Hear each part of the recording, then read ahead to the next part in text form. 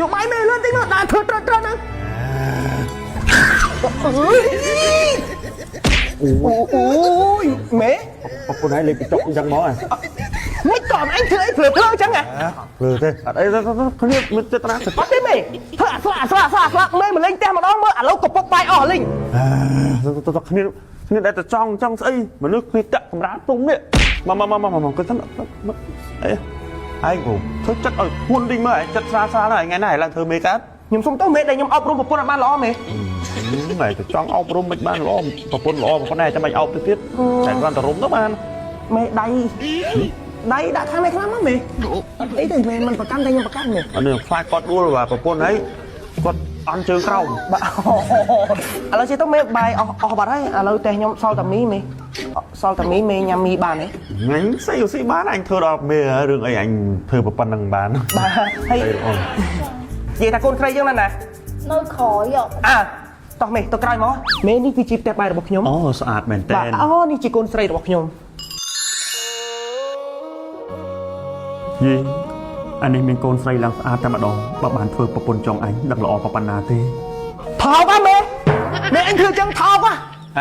មេអញយកកូនស្រីខ្ញុំធ្វើប្រពន្ធចង់ថោកហ៎មេមនុស្សប្រុសធ្វើចឹងគឺថោកខ្លាំងហ៎យកប្រពន្ធធ្វើប្រពន្ធចង់ស្អីគេហើយចង់យកអីខ្ញុំស្មានមេអញមិនដឹងថាមេអញនិយាយអីទេចុងអានេះអញសម័យសោះវាស្ដាប់ឮទៀតមិនឲ្យលឺមិនបើខ្ញុំឈោចិត្តនឹងមិនឲ្យលឺមិនមែនយើងថតរឿងហ្នឹងអានេះមែនទេណាតើស៊ីមី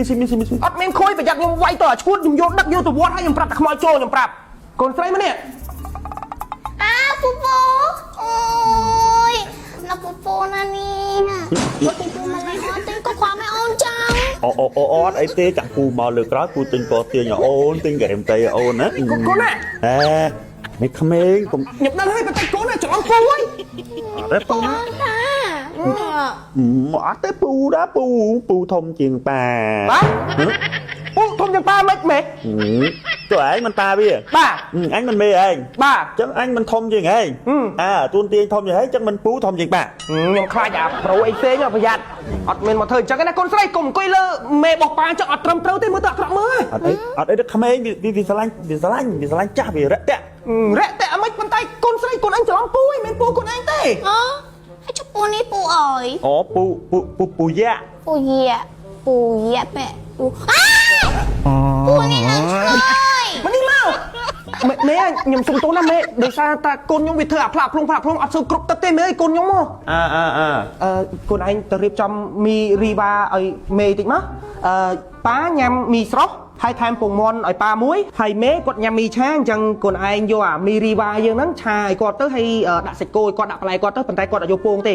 ដាក់ពងមកអីទេមេយកពងវិញពងអញបើបាទអូអរគុណតោះអេ